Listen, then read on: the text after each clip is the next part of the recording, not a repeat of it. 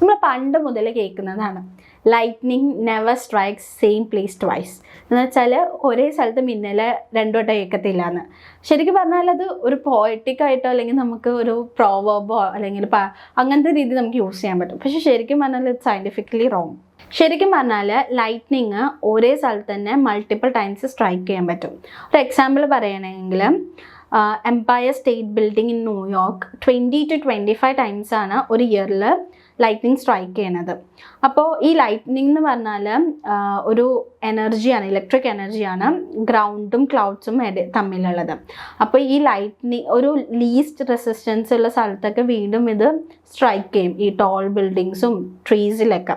അപ്പോൾ നമുക്ക് ശരിക്കും ഈ ലൈറ്റ്നിങ് ഒരു സ്ഥലത്ത് തന്നെ വീണ്ടും സ്ട്രൈക്ക് ചെയ്യില്ല എന്ന് പറയുന്നത് കംപ്ലീറ്റ്ലി റോങ് ആണ്. സിറ്റുവേഷൻ അല്ലെങ്കിൽ ബേസ് ചെയ്ത് വെക്കുമ്പോൾ ലൈറ്റ്നിങ് ഇതേപോലത്തെ ഒരു ഫാക്ടേഴ്സ് ഒക്കെ വരുമ്പോൾ ലൈറ്റ്നിങ് എന്തായാലും മൾട്ടിപ്പിൾ ടൈംസ് സെയിം സ്ഥലത്ത് തന്നെ സ്ട്രൈക്ക് ചെയ്യും.